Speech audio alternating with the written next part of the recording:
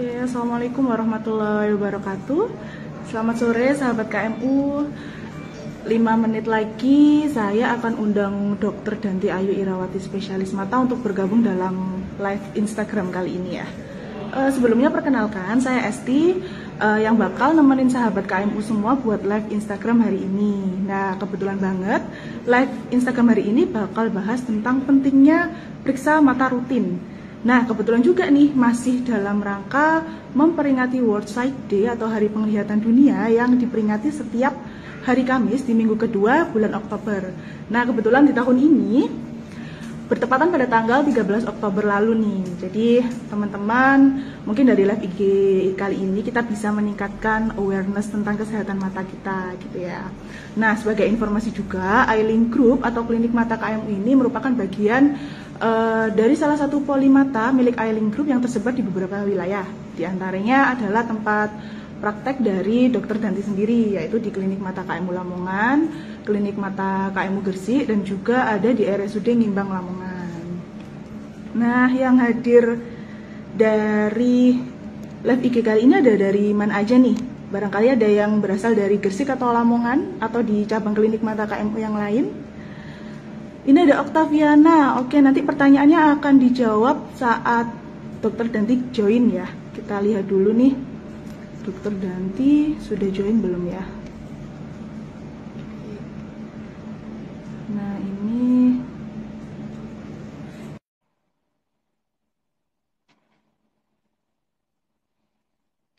Oh, ada yang dari Sidoarjo. Ada yang dari Gresik juga. Jadi cabang klinik mata KMU ini kebetulan ada di Sidoarjo, Gresik, Lamongan, dan juga Madura ya. Nah, Dokter Danti sudah gabung nih. Halo, selamat Halo, sore, Dokter Danti. selamat sore, Mbak Esti, apa Wah, ini kabar? lagi di mana nih, Dokter? Ada deh, Ya, ada nyusul ke info sini. ya. Oke, oke. Ya, kebetulan nih sore-sore kita sambil nunggu menjelang maghrib ya, Dokter. Kita ngobrol-ngobrol tentang pentingnya periksa mata rutin nih. Nah, Betul, sebelum kita setuju. ngobrol nih, Dokter Danti, saya ucapkan dulu terima kasih kepada sahabat KMU yang udah join live Instagram hari ini. Dan pertanyaan yang sudah masuk via story atau via DM tadi, nanti akan kita bahas bareng-bareng ya sama Dokter Danti. Nah, sebelumnya Oke, belum kita silakan. ngobrol nih, Dokter Danti. Kira-kira Ya, apa aja nih yang perlu diketahui sama teman-teman kebetulan juga dalam rangka World Sight Day ini ya dok ya. ya, Kira-kira ya, biar ya, teman-teman biar lebih aware lagi sama kesehatan mata. Mungkin langsung aja kali ya dok ya. Langsung oke. aja share informasinya. Silakan Dokter Danti. Ya, hari ini aku nggak bawain PowerPoint, nggak apa-apa ya. Kita ngobrol aja ya, ngobrol sore.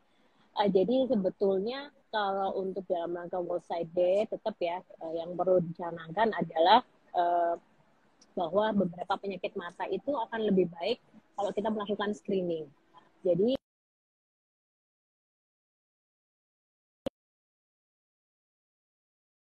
akan sangat lebih baik kalau suara saya kedengeran jelas nggak?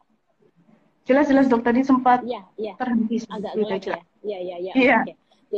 Jadi beberapa penyakit mata kita lebih baik kalau kita lakukan screening seperti ya misalnya jelas ya karena saya subdivisinya glaukoma, misalnya glaukoma. Glaukoma sangat lebih baik kalau kita melakukan screening berkala karena pada glaukoma misalnya contohnya ya glaukoma sudut terbuka itu glaukoma kita kenal sebagai pencuri penglihatan karena pada beberapa orang glaukoma dia baru diketahui setelah glaukomanya itu lanjut gitu.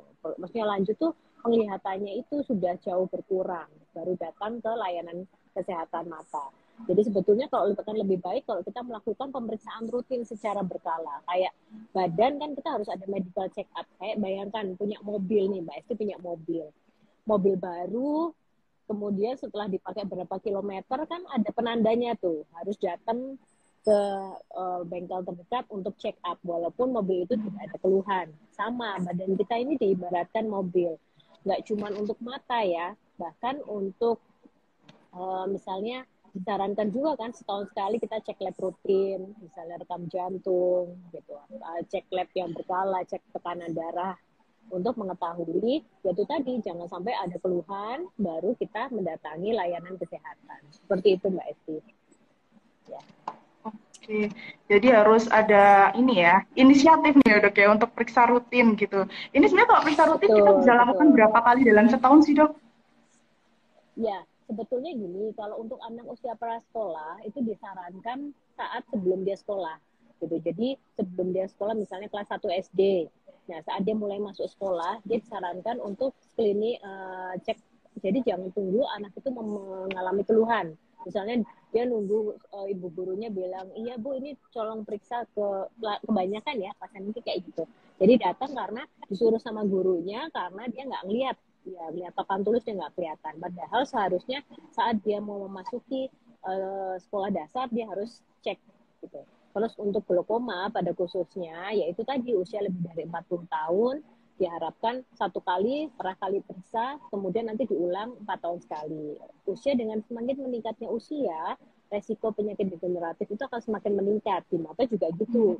Nggak cuma misalnya diabetes mellitus, darah hipertensi, itu kan meningkat dengan meningkatnya usia. Penyakit-penyakit degeneratif termasuk juga ada resiko, beberapa resiko penyakit di mata, misalnya glaukoma ya. Nah itu lebih dari 50 tahun, 60 tahun diharapkan ya setiap tahun screeningnya, check up matanya. Jadi cek tekanan bola matanya. Kalau untuk glaukoma screeningnya di situ dicek ulang optik disnya.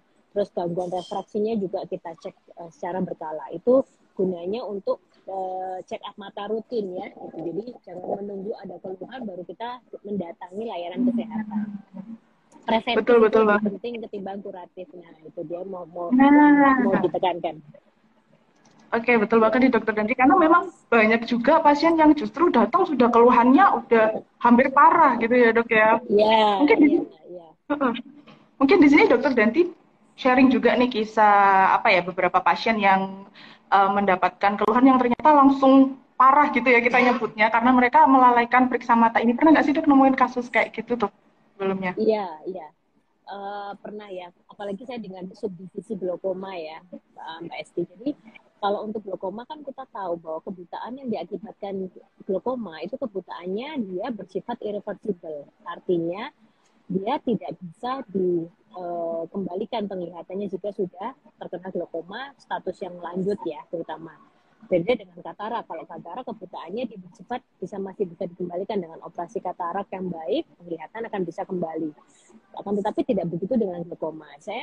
Glaukoma sendiri itu kan ada glaukomanya definisinya primer maupun sekunder. Primer itu artinya memang pasien itu memiliki genetik glaukoma, terus kemudian dia terjadi glaukoma. Atau sekunder penyebabnya bisa karena hal lain, misalnya kena trauma, terus kemudian mata itu jadi glaukoma. Atau yang paling sering saya dapatkan adalah karena pemakaian obat tetes tanpa menggunakan resep dari dokter. Maksudnya ini pemakaian obat tetes secara sembarangan gitu, yang tidak rasional gitu. Jadi pasien itu hanya membeli sendiri, kata orang coba pakai ini, ada beli ke apotek, kemudian dengan resep bebas beli, pemakaian terus tanpa dibarengi dengan prosedur yang baik, akhirnya memberikan keluhan berupa itu tadi makin lama penglihatannya makin turun baru datang ke layanan kesehatan mata.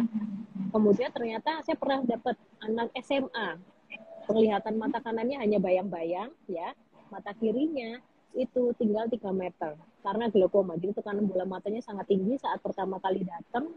Begitu saya tanya, saya langsung ada pakai obat sendiri sebelumnya ya, sering ya pakai obat tetes sendiri, betul.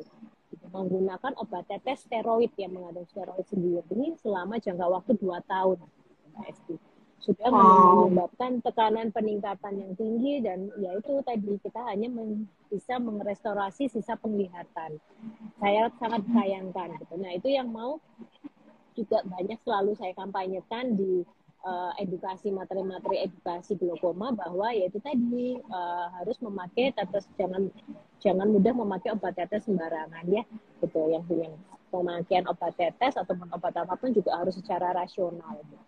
Itu Mbak Esti. Nah, benar ini pelajaran penting banget nih ya dokter Danti buat sahabat KMU nih. Nanti jangan sembarangan pakai obat tetes mata gitu Ya, nanti karena kayak ya, tadi yang harusnya masa depannya masih panjang, bisa memiliki penglihatan yang baik, tapi karena ya, kelalaian yang kita nggak tahu malah terganggu penglihatannya dan bahkan glaukoma ini tadi yang bersifat tidak bisa disembuhkan total gitu ya dokter ya penglihatannya. Jadi kita hanya bisa mempertahankan penglihatan yang masih ada kayak gitu ya, lapang pandang Iya, yang masih betul, betul. ada. Wah, ini seru Betul. banget nih teman-teman. Jadi kalau misalnya nanti nggak boleh kalau sakit mata sedikit, sedikit langsung beli obat sendiri gitu, tidak, sangat tidak disarankan ya dokter Dantia. Iya, iya. Dan Ini ada pertanyaan, dok boleh ini, aku jawab ya? wah Ciri-ciri ini glaukoma ya. kebetulan. Oh iya iya iya, benar-benar dok. Ya, Dwi Ari, ya langsung nih di depan mata soalnya kelihatan.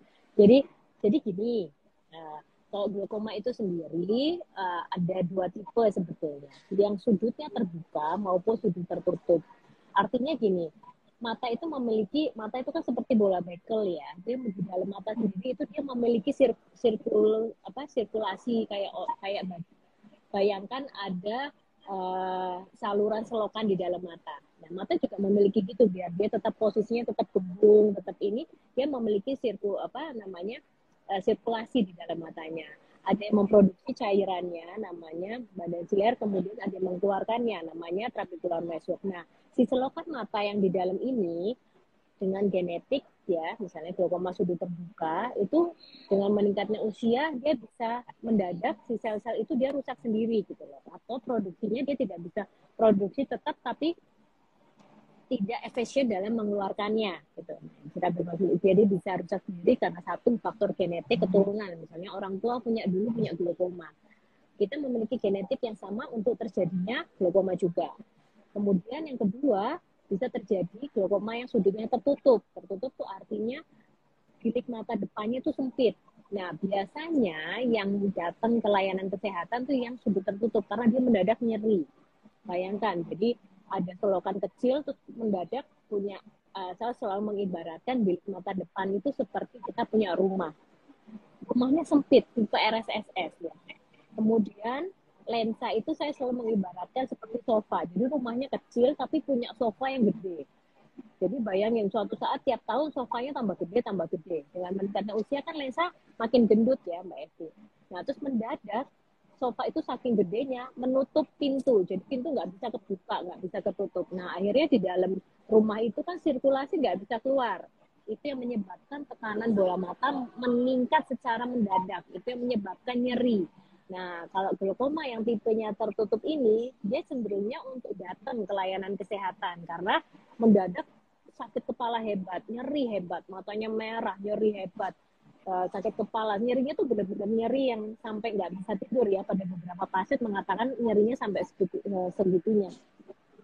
Nah, biasanya umumnya yang glaukoma tipe tertutup ini dengan serangan akut dia mendadak pasti nyari layanan kesehatan mata. Nah, yang berbahaya adalah glaukoma yang tipe terbuka tadi, yang sudutnya terbuka. Makanya dikatakan bahwa yang tipe sudut terbuka itu dikatakan pencuri penglihatan. Karena pasien itu tidak merasa penglihatannya turun, tidak merasa penglihatannya terganggu. Sampai penglihatannya hilangnya sudah banyak, baru dia kok mata kanan saya agak nggak kelihatan ya, karena yang hilang adalah lapang pandang. Kita tuh punya lapang pandang. Misalnya Mbak Esti lihat tengah, tapi masih bisa lihat sekitar kanan kiri, itu namanya lapang pandang. Nah, kalau glaukoma itu yang terganggu adalah lapang pandangnya, makin lama makin sempit. Dan glaukoma yang lanjut atau advance itu ditandai dengan penglihatannya hanya seperti lihat sedotan. Coba bayangkan sekarang ada sedotan di depan mata, nah sekecil itu, ya. Jadi mungkin kok dicek penglihatan sentralnya masih bagus, tapi dia sering nabrak atau kesandung sesuatu benda dan lain sebagainya. Itu bisa salah satu tanda dari intinya adalah screening dini. Makanya jangan tunggu ada keluhan untuk cek, hanya sekedar cek, belum tentu matanya ada keluhan. Saya selalu mengatakan seperti itu, hanya untuk cek aja gitu. Nggak cuman tekanan bola mata, kadang ada pasien datang hanya untuk screening ternyata punya minus tinggi. Jadi selama ini pasien tidak tahu kalau penglihatannya buram dari kecil. Melihat hanya 3 meter, jadi dianggap setelah pakai kacamata, oh iya ya ternyata terang ya.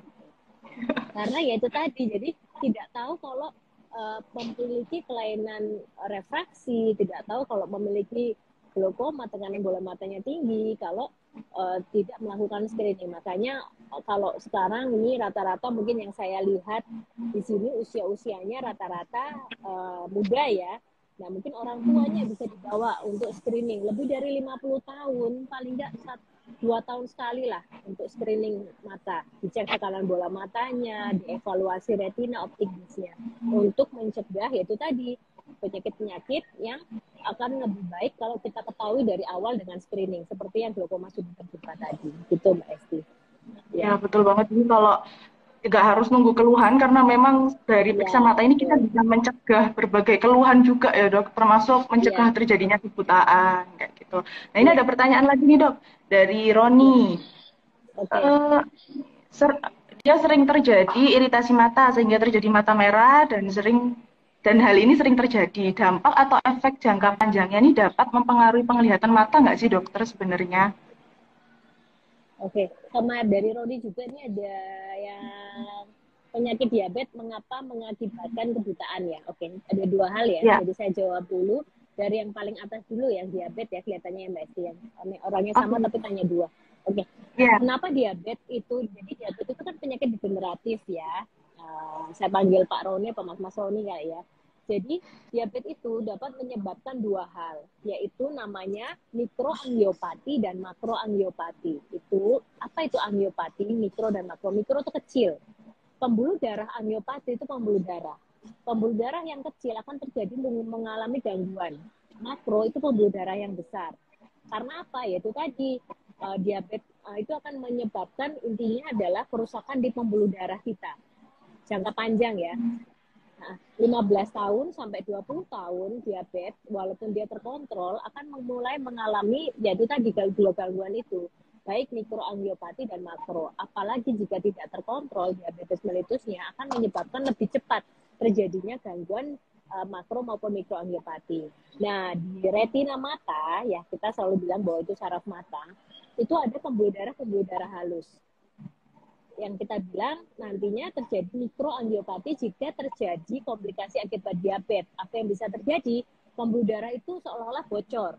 Jadi kalau kayak kita punya selang, selang pada pasien diabetes itu pembuluh darahnya itu gampang bocor.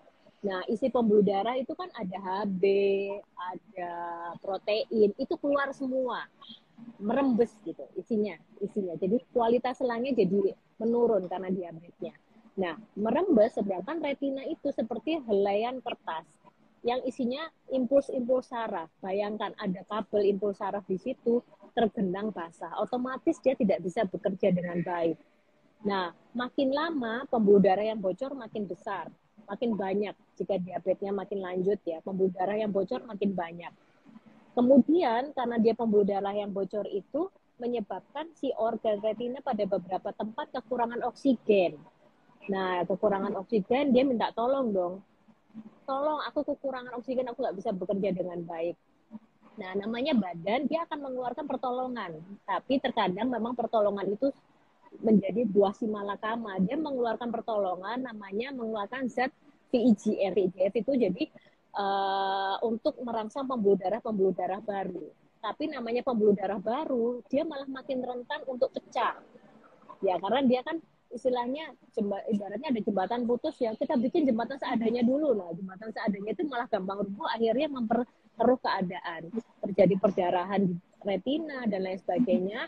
Lama-lama, yaitu tadi otomatis bisa menyebabkan kebutaan karena retinanya, penglihatan kita kan bisa melihat karena retina menangkap sinyal penglihatan yang dikirimkan pakai nervus opticus atau kabel mata ke otak belakang. Nah, jadi kalau bayangkan retinanya dia ada cairan di situ, ada darah kumpul di situ, lama-lama terjadi fibrotik dan lain sebagainya, ya dia tidak bisa bekerja dengan baik dan akhirnya fase yang lebih lanjut dari diabetik retinopati adalah kebutaan. Itu juga kita bisa tahu dengan screening. Setiap pasien yang dengan diabetes melitus harus pernah dicek retinanya. Lebih baik memang oleh subdivisi retina. Tapi dokter mata oftalmologis umum juga bisa melakukan screening dari diabetik retinopati. Jadi kalau misalnya nih ada seseorang terdiagnosa diabetes keluarga kita harus pastikan udah pernah dicek belum retinanya, harus. Karena yaitu tadi setiap penyakit di mata juga screening awal lebih baik. Jika sudah mulai ada pembuluh darah yang bocor, yang kita lihat ada titik perdarahan, itu harus dilaser. gitu. Itu yang nanti kita evaluasi. Kalau mau ini masih bagus retinanya, pasti dokter akan mengatakan kontrol setahun lagi ya, Bu, kontrol 6 bulan lagi ya. Itu tadi. Karena kalau lebih awal kita mengetahuinya, lebih awal misalnya kita menggunakan laser untuk retina PRP, itu akan lebih bagus, mengurangi komplikasi lebih lanjut dari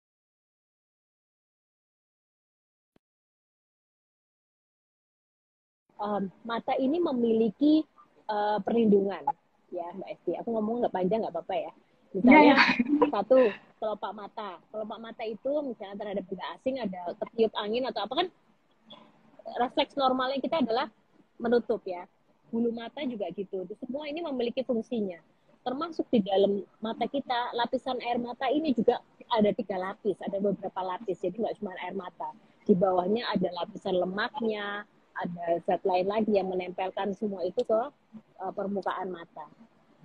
Jika ada beberapa hal yang mengganggu lapisan-lapisan air mata itu tadi, otomatis mata akan lebih mudah terasa kering, lebih mudah terasa berair, kadang rasa iritasi, rasa panas gitu. Nah, apa saja hal-hal yang bisa mempengaruhi rusaknya atau bukan terganggunya ya lapisan air mata.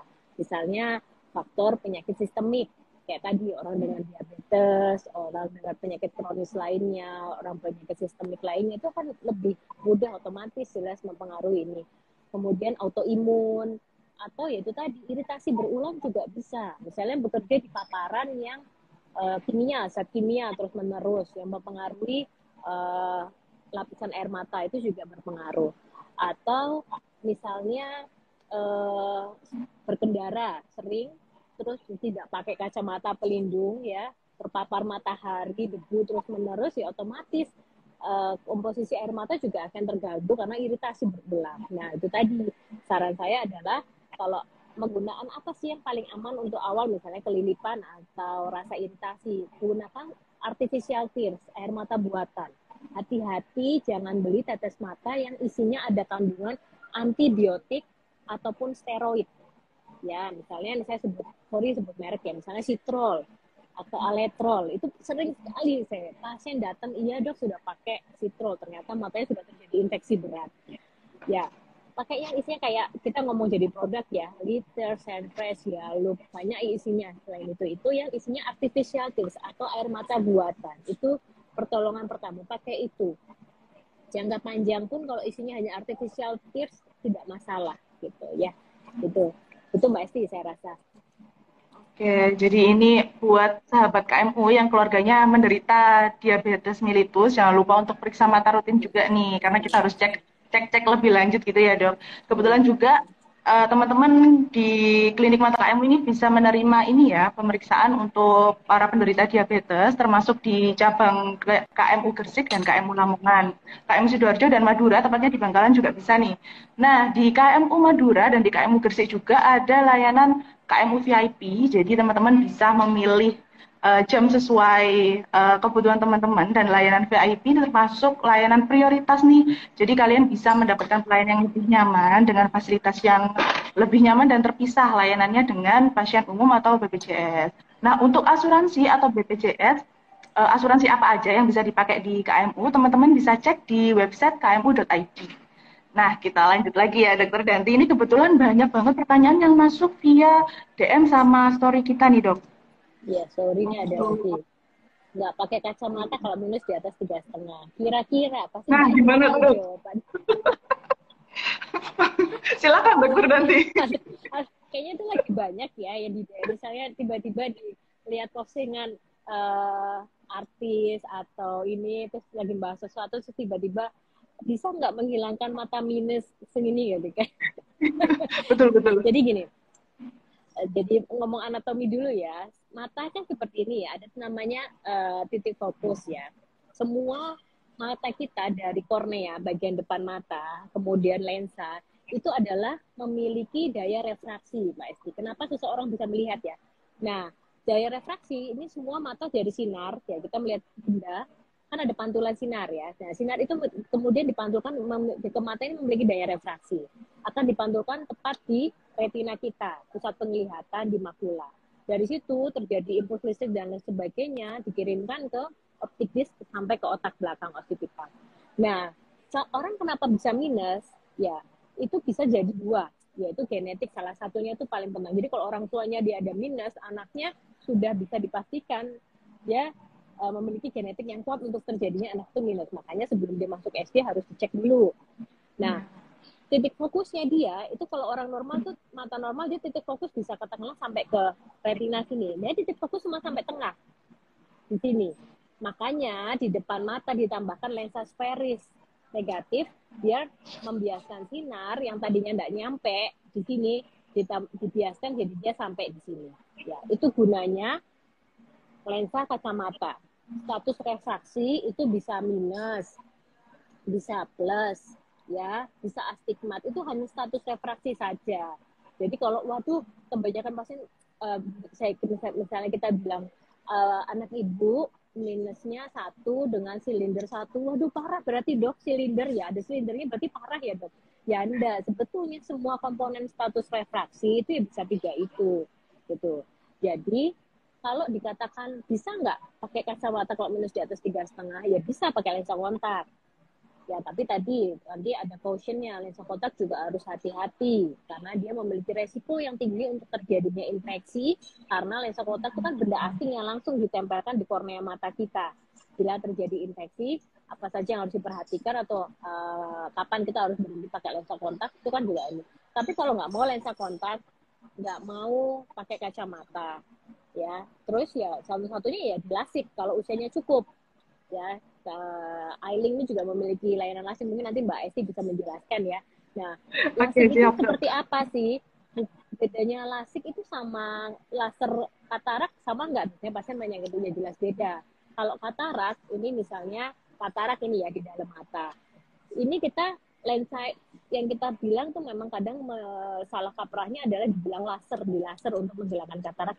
Bukan laser, tapi kita menggunakan metode fakoemulsifikasi. Jadi katarak yang keras ini, katakanlah ini katarak ya, kita hancurkan tipis kemudian kita sedot seperti es batu ya, disedot. Nah, jadi kita tidak menggunakan sayatan lebar dalam mengeluarkan katarak. Kalau zaman dulu kita bikin sayatan besar untuk katarak ini, kita keluarkan. Kalau sekarang ini dihancurkan tipis, jadi kayak benar-benar jadi air. Otomatis kan dia tidak membutuhkan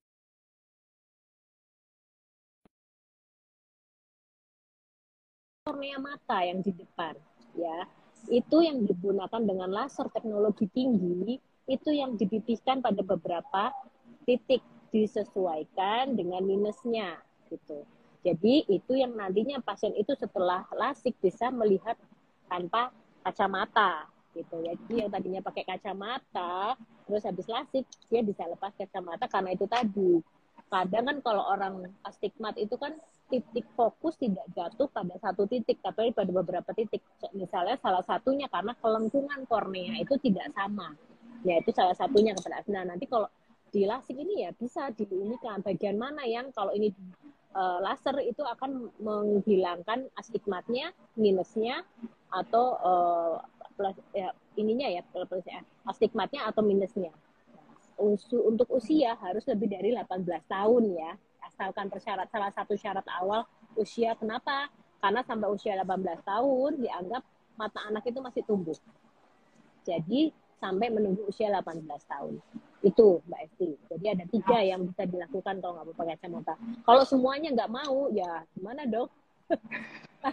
Kalau ada obat yang bisa digunakan, misalnya dalam bentuk tetes atau minum, kalau itu sudah tervalidasi, pasti teknologinya akan dipakai sama dokter-dokter mata. Kalau belum, artinya dia belum tervalidasi secara medis, jadi secara penelitian dia belum terbukti. Jadi buat apa gitu kok?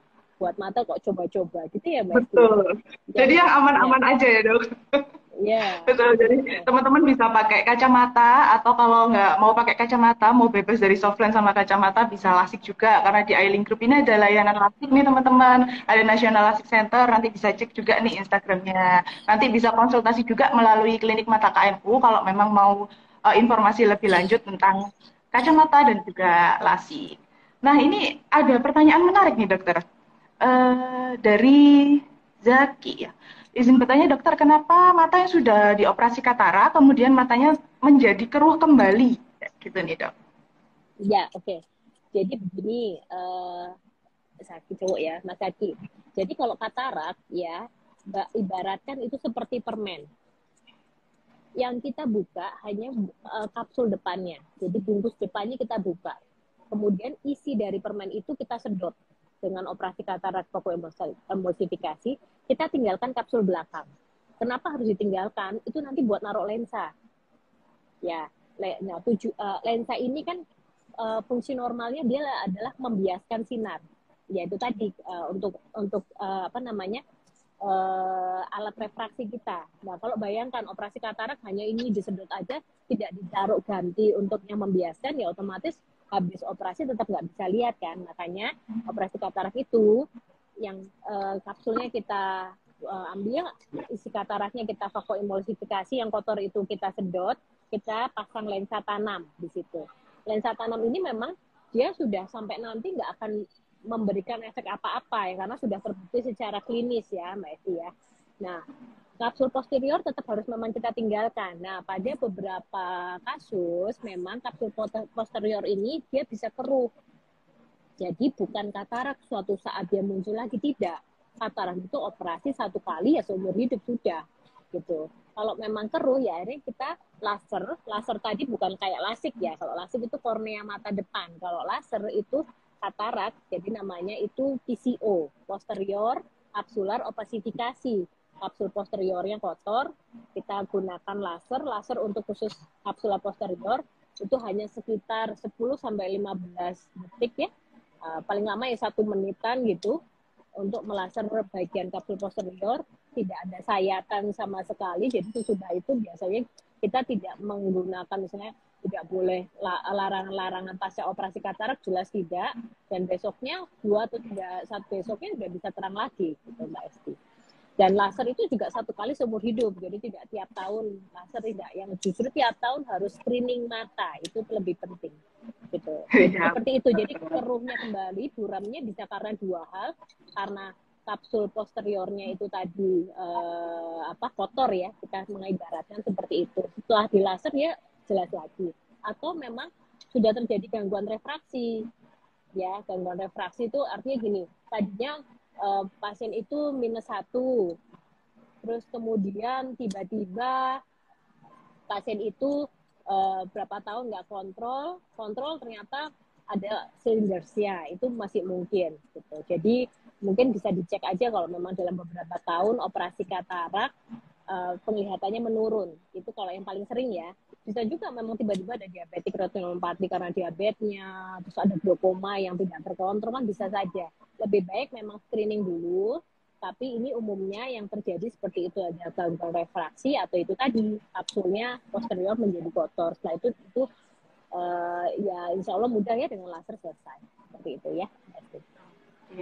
Nah, kebetulan banget ngobrolin tentang operasi katarak nih. Saya juga mau informasi ini buat sahabat KMU, kalau di seluruh cabang klinik mata KMU itu menyediakan operasi katarak premium. Jadi di sana operasi katarak menggunakan laser atau phacoemulsification yang menggunakan lensa premium. Jadi kalau sahabat KMU ada keluarga atau orang tua yang mengalami katarak, bisa memilih operasi katarak premium, karena operasi katarak premium ini bisa mengatasi 2 masalah sekaligus, yaitu katarak dan juga kelainan refraksi seperti mata minus, silinder, ataupun rabun dekat. Jadi nanti kalau misalnya tertarik ingin bebas dari katarak, juga bebas dari kacamata, bisa langsung tanya-tanya nih sama admin atau dokter kita waktu konsultasi. Nah, di KMU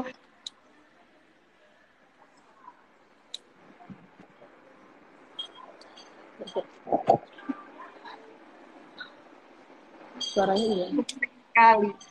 Oke, ini ada, oh ini ada Amirotul. Nanti live-nya disimpan, jangan khawatir. Nanti ketika live-nya berakhir, teman-teman bisa lihat kembali edukasi dari Dokter Danti ini. Nanti kita upload di feed atau di IGTV-nya Klinik Mata KMU ya. Jadi jangan lupa follow. Oke, lanjut lagi nih dokter. Oke, kita lihat dulu. Ini ada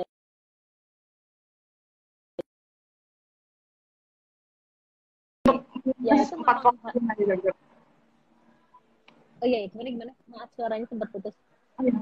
Apakah ada kacamata yang lensanya tipis untuk mata minus 4,5? Oh ya. Ini kayaknya Gimana nih dok? lagi agak di atas. Dengan meningkatnya itu tadi kan, kita kan menambahkan lensa sferis di depan mata ya dalam bentuk kacamata kalau dia minus nih ya. Kalau saya misalnya ini contohnya minus 1,5, otomatis lensa yang ditambahkan kan yang sesuai sama itu. Bayangkan kalau minusnya 10 ya otomatis lensa 1,5 ini kalikan 10 kira-kira seberapa tebal. Nah ya gitu ya gitu anunya ya, karena memang ini kacamata ini kan alat bantu bukan penyembuh ya, artinya memang mata kita ini karena berbagai macam hal dia tidak bisa memfokuskan lagi sinar itu sampai ke titik pusat penglihatan sehingga menjadi buram, sehingga harus dibantu sama lensa sferis ini. Saya minus ya, sferis kalau plus ya lensanya jadi konkav, jadi biar bisa sampai ke titik pusat penglihatan. Nah, kalau memang terganggu dengan minus yang terlalu tinggi, memang bisa pakai lensa kontak. Lensa kontak itu ada beberapa jenis, ada lensa kontak hard, ya ada LGP, ada lensa kontak yang ini. Tapi lebih baik kalau lensa kontak misalnya mau memutuskan untuk memakai lensa kontak, di fitting dulu. Datang ke dokter mata dulu, fitting. Karena mata kita, kornea ini punya kelengkungan, punya ukuran, dan masing-masing orang beda dong. Bayangin kita mau beli baju aja, kita ngukur baju kita. Iya. Ya, masa bajunya misalnya Mbak Esti terus mau beli baju terus asal beli baju aja ukurannya S, XS atau ML kan harus disesuaikan juga. Nah, sama mata kita juga gitu. Kebanyakan kan langsung beli aja ke toko lensa kontak itu. Dan ada lagi juga beli online yang berwarna. Waduh. Nah, ya seperti itu. Kenapa tuh dok yang berwarna dok? Ya enggak, jadi misalnya secara kosmetik loh, dia nggak ada minus, dia nggak ada apa-apa, tapi beli aja lensa kontak hanya untuk biar nggak FOMO ya, kekinian ya. Jadi maksudnya tuh gini, jadi di fitting dulu, fitting lensa kontak gitu ya. Apakah betul nanti kan dijelaskan sama dokter, pasti akan mengikuti, oh kamu pakai lensa kontak beli yang diameternya ini ya, setelah di fitting tuh kamu harus pakai lensa kontak jenis ini, nanti dikasih tahu kan kapan harus mungkin bisa dibikin lagi sendiri kali ya Mbak Esti ya gitu tentang lensa kontak ya, apa yang harus do and don'ts-nya, kapan harus, soalnya saya baru aja dapat kasus ya, padahal juga praktisi kesehatan itu gara-gara lensa kontak lupus kornea matanya gitu. Dia 2 tahun awalnya dia matanya merah, tapi karena di suatu acara dia tetap dipakai aja lensa kontaknya gitu. Jadi udah tahu matanya tuh nggak enak, rasanya nggak enak, mengganjal, matanya sudah mulai merah, tapi lensa kontak tidak dilepas ya sampai acara itu selesai. Kemudian beli obat tetes yang salah, hanya pakai 2 hari langsung timbul ulkus kornea. Yaitu tadi karena lensa kontak itu juga dia memberikan solusi ya, terutama pada minus-minus yang tinggi, yang dimana itu tadi kacamata kan makin tinggi minusnya, otomatis lensa akan makin tebal. Ya, kalau memang belum mampu untuk misalnya melakukan lasik ya, karena lasik itu kan jelas tidak bisa pakai asuransi seperti BPJS, ya asuransi lain mungkin bisa, atau mungkin di kita kan ada layanan juga sistem cicilan ya Mbak Esti ya, mungkin Mbak Esti. Betul banget dokter Danti. Ya, jadi misalnya kok belum kepikiran gitu, terus memang mau lensa kontak itu harus hati-hati juga, ada cautionnya tersendiri, harus hati-hati sekali pakai lensa kontak, karena bayangkan itu menempelkan benda asing langsung ditempelkan ke mata kita, resiko infeksi tinggi jika kita nggak hati-hati ya di airnya misalnya, terutama ya di air yang kan lensa kontak tuh ada air ya yang buat nyimpen lensanya itu kan, lupa kita ganti, kemudian dia terkontaminasi saat kita mencucinya, karena di air sendiri pun itu bisa terjadi kuman-kuman yang sangat patogen yang bisa menginfeksi kornea mata kita. Bukan berarti itu pakai lensa kontak itu bahaya, tidak, tapi harus hati-hati. Lebih baik fitting dahulu ya, terus mengerti. Saya rasa di akun-akun layanan kesehatan mata ya di berbagai sudah menyampaikan kapan kita harus berhentinya, kapan kita harus datang ke dokter mata kalau pakai lensa kontak itu terjadi sesuatu. Itu Mbak Esti. Ya. Nah ini juga mau nambahin juga nih dokter Danti, kebetulan tadi kan pengen punya kacamata yang minusnya 4,5 tapi pengen tipis. Nah kebetulan Eyelink Grip punya optik nih namanya Natamata Eyewear teman-teman. Jadi kalau teman-teman pengen pakai kacamata yang tetap fashionable, nanti bisa langsung datang ke Natamata Eyewear. Natamata ini terintegrasi langsung dengan klinik mata KMU ya. Jadi teman-teman kalau periksa kelainan refraksi di klinik mata KMU itu nanti bisa langsung cek-cek di optik kita di Nata Mata Eyewear. Jadi nanti bisa cek langsung Instagram. Iya. Dok, Dengan ini frame ada yang yang menarik. lucu-lucu kekinian ya. Iya, iya, betul Iya. banget. Di sana ada kacamata fashionable, Dokter Danti. Iya. Oke, ini ada yang tanya tentang obat mata nih dok, kebetulan. Ini dari Kak Denny. Apakah timolol itu boleh dipakai jangka panjang dok? Karena kalau saya ke dokter mata, diresepin dokter mata untuk menurunkan tekanan bola mata. Nah, ini gimana nih dok? Iya. Ini menurunkan. Ya, jadi kalau glaukoma itu kan timolol itu kan isinya timolol maleat ya. Jadi itu isinya adalah untuk menurunkan, intinya adalah menurunkan tekanan bola mata ya. Nah, uh, kalau untuk glaukoma, saya estimasikan berarti ini ada glaukoma ya, pasien sampai diresepkan timolol oleh dokter mata. Jadi kalau untuk glaukoma yang harus kita lihat adalah selain satu adalah kita harus lihat satu progresivitasnya dulu. Jadi tidak boleh beli timolol sendiri jangka panjang tanpa ditemani oleh dokter mata. Gitu. Untuk sebabnya dulu soalnya saya dikasih timol, ya kan harus kontrol. Pasti saat seseorang ngasih obat kasih timol, tidak mungkin dokternya bilang ya sudah nggak usah kontrol, pakai timol aja seumur hidup, nggak mungkin. Pasti diminta untuk kontrol dulu, karena begitu dia bilang kena glaukoma, kita harus lihat adalah progresivitas. Progresivitas itu apa sih? Jadi yang glaukoma yang bisa kita lakukan, karena glaukoma itu kan kebutaannya dia bersifat irreversibel.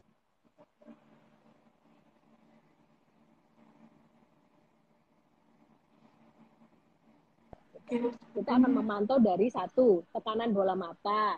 Yang kedua, kita lihat optik disnya atau kabel matanya.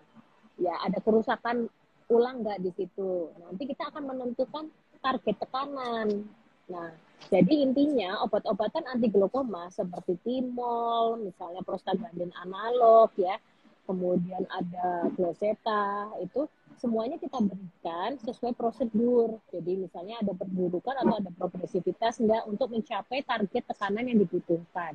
Jadi timol itu ya saya harus kontrol. Itu satu kuncinya, kontrol ke dokter mata untuk menentukan progresivitas. Namanya obat kalau untuk jangka panjang ya, otomatis obat-obatan pH-nya akan lebih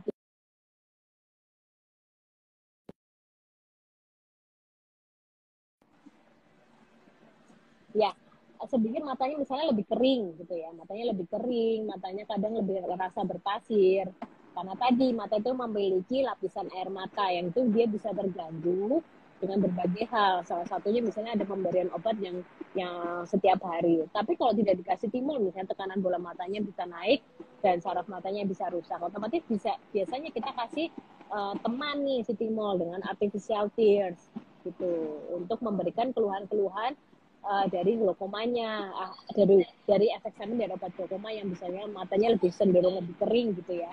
Nah, gitu Mbak Esti. Jadi kalau timol tidak boleh juga ya diresepkan sendiri jangka panjang. Kemudian kalau memang betul itu oleh dokter dan ada keluhan, itu minta resep juga, dok saya minta artificial tears dok. Gitu. Misalnya liter, Senfresh, iFresh, banyak lah jenisnya, Hyaluronic apa-apa banyak gitu, sampai tears gitu-gitu ya.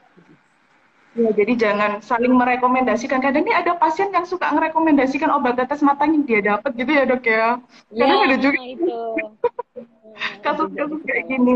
Jadi harapannya nanti kalau ada penggunaan obat mata jangka panjang bisa langsung dikonsultasikan kembali gitu ya dok kalau masih ada keluhan. Jadi Ya, jangan kalau beli obat mata nih karena berbahaya banget kalau misalnya kita beli tanpa resep atau pendampingan dari dokter mata ya.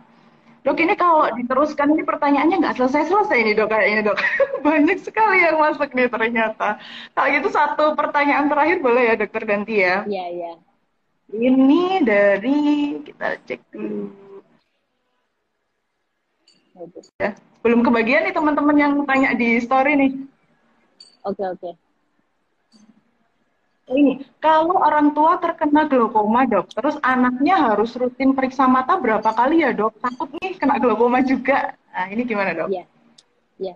Mungkin pernah waktu itu saya live IG juga ya tentang ini ya, waktu apa nih, beberapa bulan yang lalu ya. Jadi ada bagiannya, waktu itu saya poinnya.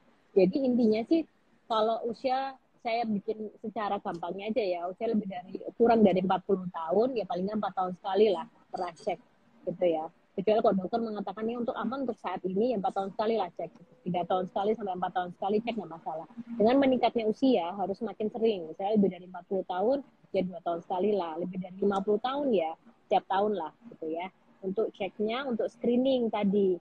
Untuk tahu apakah memiliki resiko yang sama terjadinya glaukoma atau tidak. Karena glaukoma sama seperti orang diabetes ya, diabetes itu bisa jadi dua, karena genetik atau lifestyle gaya hidup kita bisa menentukan. Jadi kalau misalnya kita orang tua kita ada diabetes, terus kita pasti diabetes nggak, belum tentu, tapi kita memiliki chance yang kuat untuk terjadinya diabetes di kita, sama kayak glaukoma itu. Cuman kalau glaukoma faktor yang mempengaruhi lainnya dari glaukoma misalnya yang terutama studi terbuka adalah darah tinggi, penyakit sistemik seperti diabetes, terutama juga darah tinggi, itu akan mempengaruhi terjadinya glaukoma. Nah, untuk tahunya kita ini ada glaukoma atau tidak, ya kita nggak akan tahu kalau kita nggak dicek tekanan bola mata. Karena kalau glaukoma sudah terbuka, dia nggak memberikan keluhan apa-apa. Gitu. Pak Esi udah pernah cek belum tekanan bola mata? Jangan-jangan ini. Sudah. Periksa mata rutin 6 bulan sekali, dokter ganti. Ngono loh, kayak gitu ya. Jadi, hanya untuk cek aja tekanan bola mata. Jadi macam-macam teknik untuk mengukur tekanan bola mata. Nanti silahkan di masing-masing dokter mata itu ada aplanasi tonometer, ada aplanasi, ada yang seperti ditiup ya, ATN, ada yang dengan mungkin siot, ya itu nanti banyak untuk mengukur tekanan bola mata. Itu Mbak Esti, saya rasa. Oke, menarik sekali nih Dokter Danti. Kayaknya kita harus mengakhiri live IG kita. Nanti kita sambung lagi dengan live IG selanjutnya. Seru banget nih. Oke, makasih banyak Dokter Danti yang sudah berbagi informasi di sore hari ini, sangat bermanfaat sekali ya teman-teman. Jadi jangan lupa untuk terus periksa mata rutin. Bagi kalian yang punya keluhan, bisa periksa mata rutin setidaknya 6 bulan sekali atau 1 tahun sekali. Terus jangan lupa juga kalau ada sahabat keluarga atau kerabat yang mempunyai resiko, jangan lupa untuk melakukan pemeriksaan mata rutin, karena nanti kalau udah pemeriksaan mata rutin kita bisa mengetahui keluhan mata dengan cepat, penanganannya juga lebih cepat, karena bagaimanapun pencegahan jauh lebih baik daripada mengobati, gitu ya Dokter Danti ya. Oke, nantikan juga live Instagram KMU bersama dokter-dokter mata lainnya yang tentunya dengan topik-topik lain. Nah, nanti sahabat KMU bisa juga DM ke klinik mata KMU nih kalau ada topik-topik yang ingin dibahas waktu live Instagram. Oke, jangan lupa jaga kesehatan mata karena obat mata sesungguhnya adalah pemeriksaan mata rutin dan untuk mendeteksi sedini mungkin dengan penanganan tepat dan secepat mungkin. Baik, terima kasih banyak Dokter Danti. Assalamualaikum warahmatullahi wabarakatuh. Waalaikumsalam.